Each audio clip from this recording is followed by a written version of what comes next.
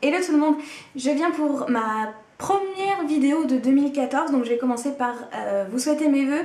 Alors comme certains me l'ont dit sur Facebook, j'ai pas été super cool entre guillemets parce que en fait j'ai tendance à me dire que c'est un peu inutile de souhaiter, c'est très gentil, mais je trouve ça que c'est un peu inutile de souhaiter la santé, le bonheur, etc. parce que finalement malheureusement ce sont des choses qui arrivent, on galère chaque année, il y a des choses qui nous plaisent pas, qui nous arrivent, des épreuves à surmonter et c'est la vie.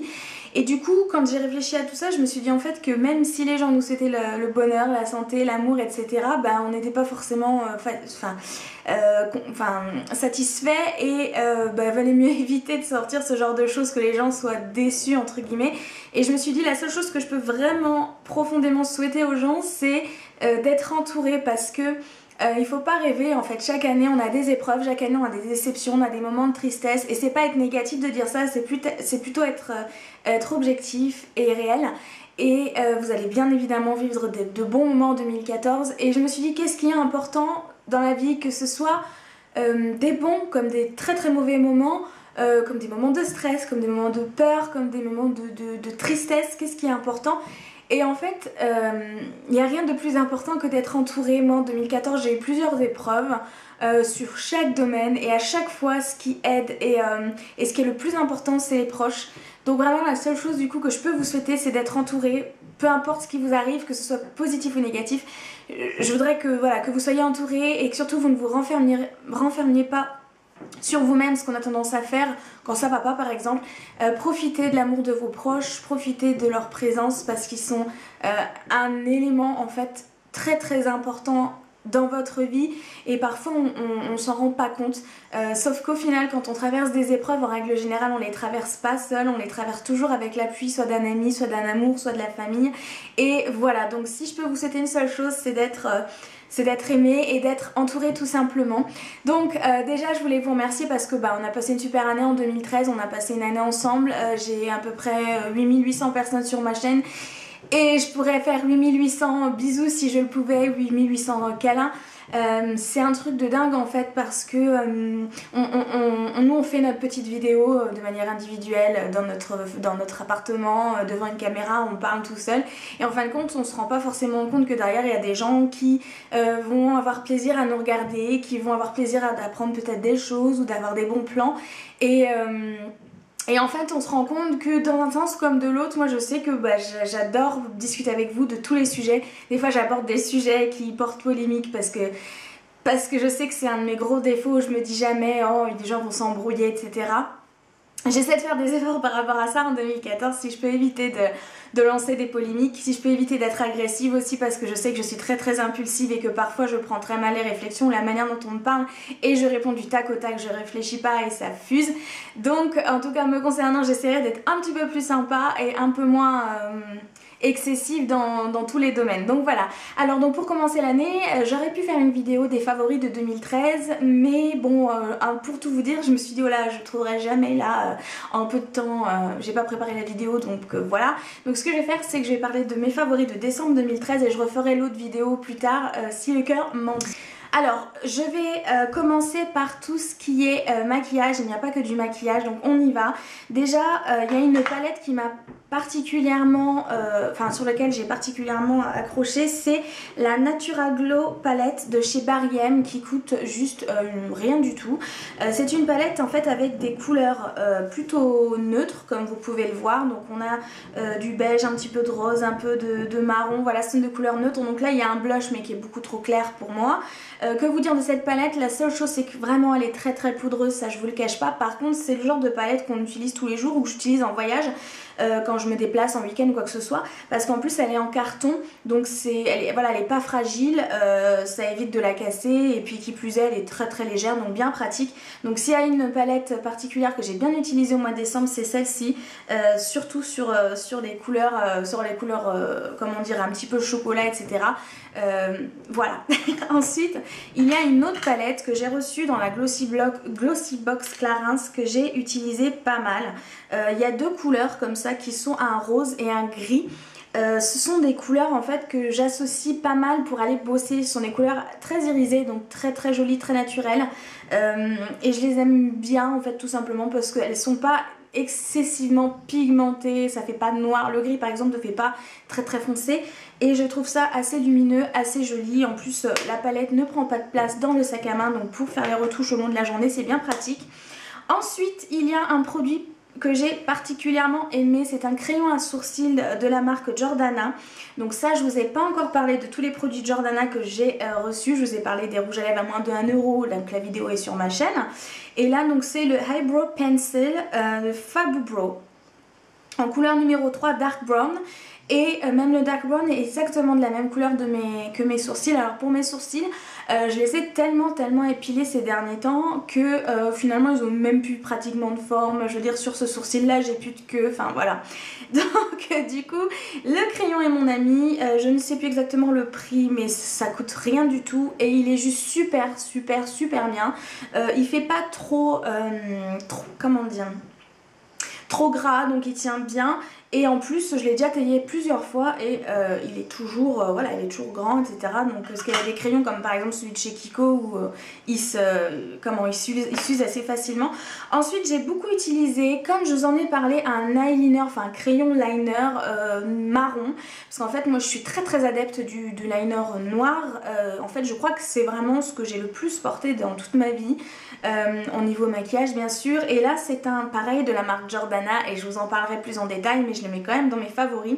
C'est un eyeliner rétractable comme on peut comme on a l'habitude de voir et il est marron. Alors je trouve en tout cas que sur moi avec ma peau mate, mes yeux foncés, l'eyeliner marron met plus en valeur mon iris que l'eyeliner noir qui peut-être me creuse un petit peu plus l'œil.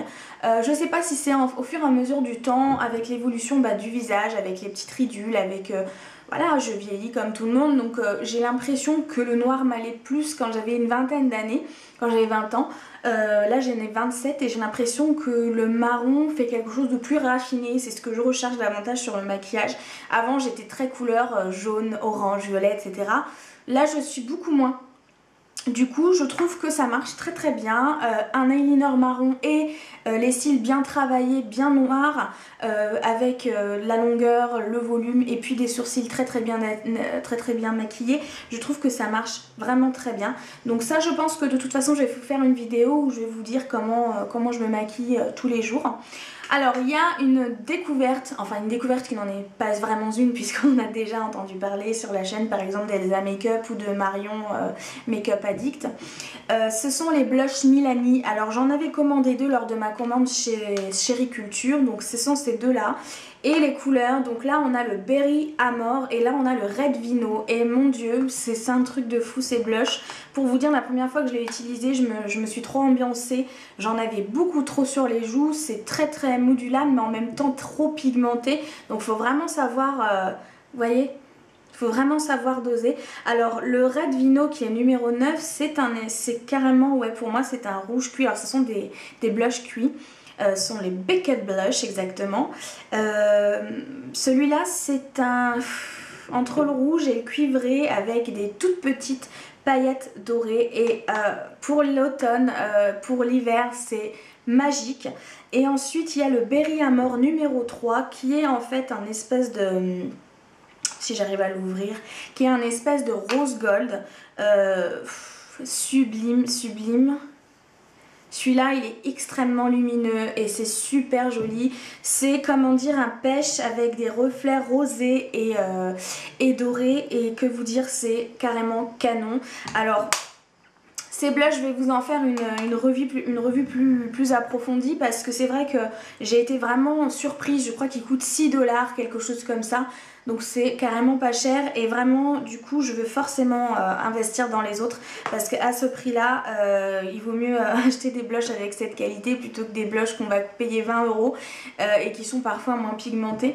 Alors ensuite j'ai également énormément utilisé des rouges à lèvres, donc vous allez voir, j'ai utilisé un rose, un bordeaux très foncé et un nude. Alors le rose que j'ai utilisé c'est un Kiko que j'ai aujourd'hui sur les lèvres et qui va être sur mon tutoriel que j'ai filmé de ce maquillage là que je mettrai avant ou après sur la chaîne, j'en sais rien. Et c'est le numéro 43 et c'est un rose irisé mais magnifique. Je sais pas si ça va être flagrant à la caméra. En fait, c'est un des seuls rouges à lèvres irisés que j'aime bien. Parce que l'irisé est vraiment présent et qu'il est voyant. Moi, les rouges à lèvres qui ne se voient pas, j'aime pas. Donc là, c'est-à-dire que c'est un rose irisé, mais du coup, il se voit énormément. Et ça, c'est la couleur que j'utilise beaucoup pour aller bosser. En plus, la tenue est géniale. Et voilà, je suis tombée amoureuse de ce rouge à lèvres que j'ai payé 2,50 € je crois, parce qu'il y avait une promo chez Kiko. Enfin, toujours est-il de toute façon que ce rouge à lèvres est canonissime.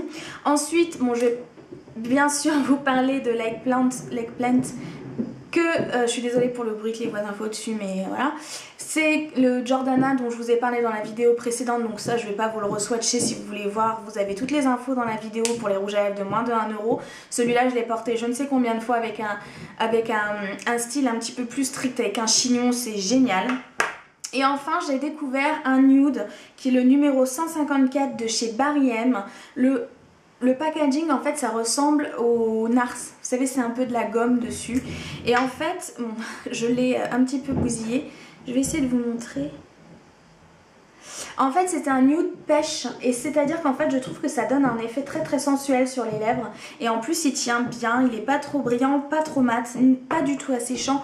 Pareil, une bouchée de pain, je l'avais acheté sur Asos et je l'ai énormément porté parce que c'est vrai que j'ai pas été très exubérante sur le maquillage pour le mois de décembre, si ce n'est bien sûr le Eggplant que j'ai particulièrement aimé. Ensuite il y a bien entendu ma nouvelle poudre pressée, j'arrive pas à le dire, enfin j'ai lu Pressed Powder, donc du coup je suis en train de chercher. Poudre compacte, voilà. Alors c'est celle de chez Jordana, celle-là je l'avais déjà eu aux États-Unis, je l'avais eu en couleur naturelle je crois, qui était un petit peu trop claire. Cette poudre en fait est juste hallucinante, on aime ou on n'aime pas l'effet un petit peu plâtré, un peu kaki sur le visage. Moi je l'aime bien surtout pour poudrer le dessous de mon œil, et bien ça fixe énormément mon anti-cerne. Alors par contre il faut être très minutieux et faire très attention parce que si on en met trop ça fait vite très plâtre. C'est une poudre, je connais pas de poudre plus couvrante que celle-là et surtout impossible de briller. C'est impossible de briller avec cette poudre. Moi je sais que j'avais la peau très sèche, je suis passée à une peau mixte comme je vous l'ai déjà dit et je l'applique sur ma zone T et en dessous de l'œil. Après je mets une touche de lumière, enfin bref peu importe, mais elle est hallucinante, elle coûte une bouchée de pain. Je vous ferai une revue encore une fois parce que j'ai encore plein de produits Jordana à vous présenter. Je sais que vous avez hâte mais ça arrive, ne vous inquiétez pas. Ensuite, niveau cheveux, j'ai adoré porter ce headband que j'avais acheté chez H&M. Donc c'est un headband un petit peu tressé comme ça qui a des petites perles dorées. J'aime beaucoup le porter. En fait je vous avais montré une photo, je le mets sur mes cheveux et en fait sur les côtés et derrière je reboule comme ça ma tignasse pour que mes cheveux passent dans le headband et ça fait une coupe assez rétro et que j'adore particulièrement. Donc ça a été mon accessoire du mois de décembre parce que j'ai souvent eu la flemme de me coiffer et quand on n'a pas envie de lisser ses cheveux c'est juste super pratique, vous lissez la frange. Vous cachez la misère et c'est toujours la petite coiffure sympa. Et la preuve au boulot c'est que deux filles ont adopté, non, une du moins, a adopté cette méthode qui est juste sympa comme tout. Alors ensuite j'ai quatre autres produits à vous présenter mais qui ne sont pas spécialement dans le maquillage. Donc là j'ai ressorti mon beurre corporel de chez The Body Shop, donc je l'ai quand même pas mal attaqué. En fait je l'avais utilisé cet été et je m'étais vite lassée de l'odeur. C'est à l'amande celui-là, hein, c'est très fort en odeur. Il sent très fort la colle comme quand on était enfant qui sentait l'amande, si ça vous dit quelque chose. Et l'été c'était trop gras pour mes jambes et puis les odeurs trop sucrées l'été c'est dur à apprécier. Donc là étant donné que ma peau recommence à faire un effet crocodile tout à fait charmant, j'ai ressorti mon beurre corporel. Alors je l'utilise sur mes pieds et sur mes jambes avant de me coucher parce que je sais que le matin je suis une grosse feignasse et que j'ai pas envie après la douche de m'étaler le beurre et d'attendre que ça sèche pour m'habiller parce que généralement je suis à la bourre. C'est ça c'est systématique. Donc du coup je le fais le soir avant de me coucher, j'en applique une bonne quantité sur mes jambes, sur mes talons où j'ai tendance à faire des callosités et sur mes jambes où il y a un effet croco, et du coup le lendemain malgré la douche ma peau a appréhendé davantage le calcaire etc. et ma peau ne fait plus cet effet croco. Donc ça pour la nuit je trouve que c'est pas mal, ça répare pas mal, en plus on peut en mettre des tonnes sans, voilà, ok mais il y en a plein les draps mais ça c'est pas grave. Ensuite je voulais vous parler de 3 autres produits, pardon.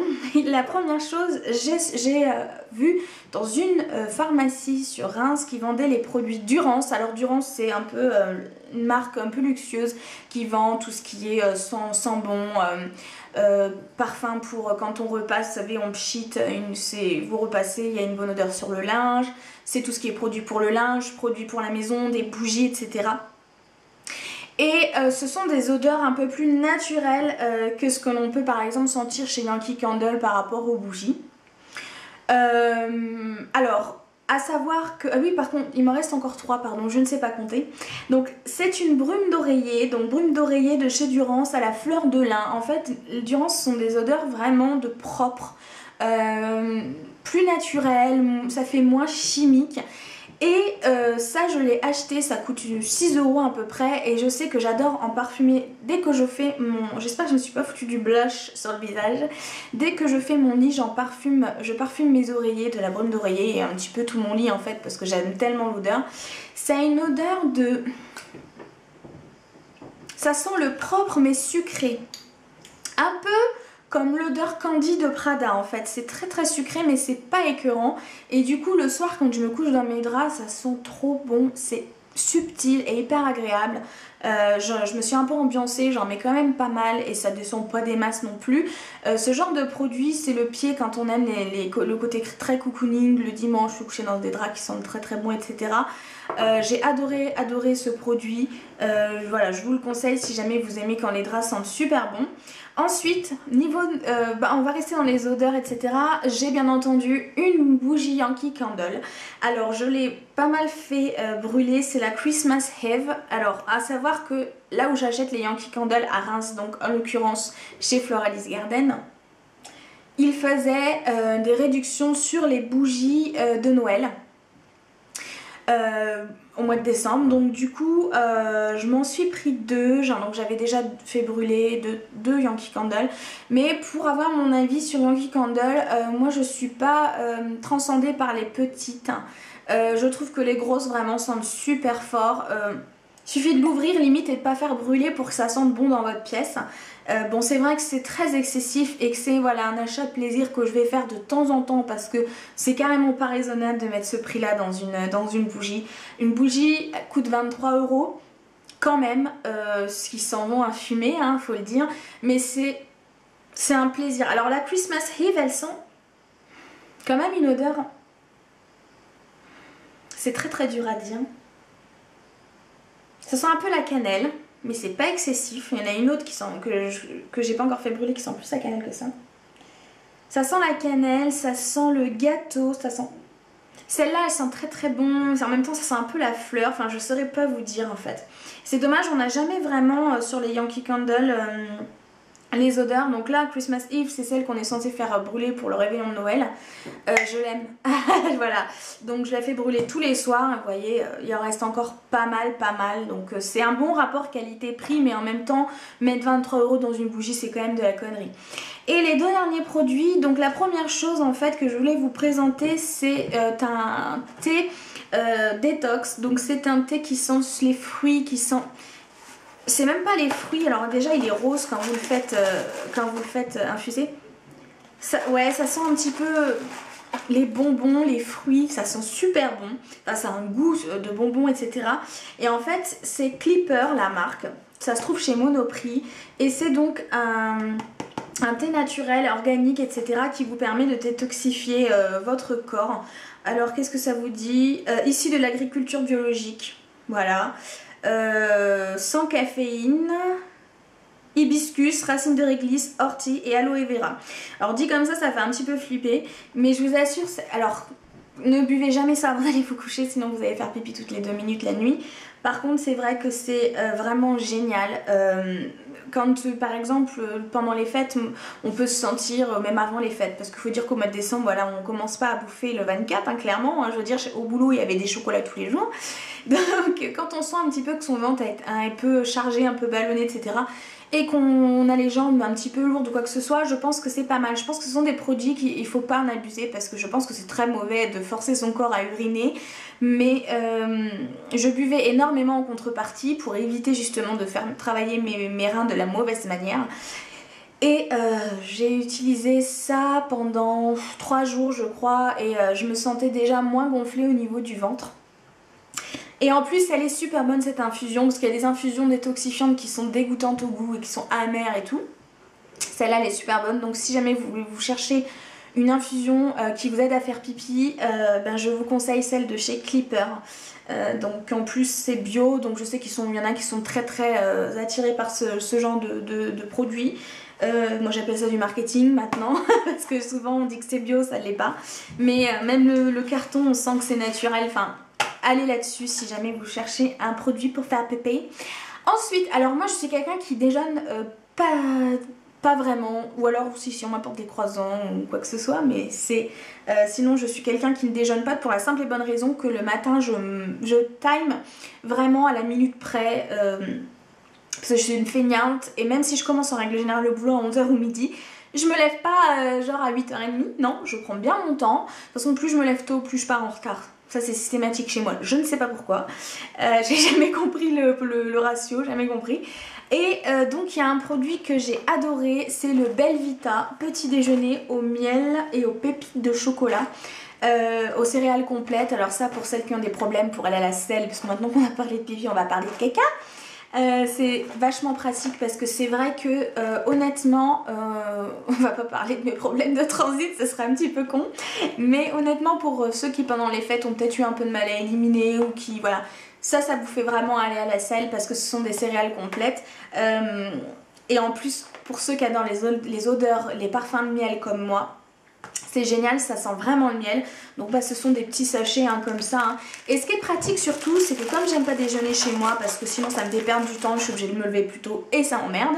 Du coup je le prends au boulot, j'en prends un sachet, et quand j'arrive au boulot je me prends un chocolat ou un thé ou un café, bien que j'ai pas trop le droit au café. Et je prends ces petits gâteaux, donc il y en a 4 dedans, donc c'est pas excessif. Et voilà, je trouve ça super bon, et en plus j'ai l'impression que voilà, que c'est bon pour le corps, donc, et puis c'est super bon, voilà. Voilà pour mes favoris pour le mois de décembre 2013 que je publie au mois de janvier normal. Je sais pas quels ont été vos favoris vous le mois dernier, n'hésitez pas à le mettre en commentaire. En tout cas je vous fais tout plein de gros bisous et je vous dis à la prochaine. Ciao!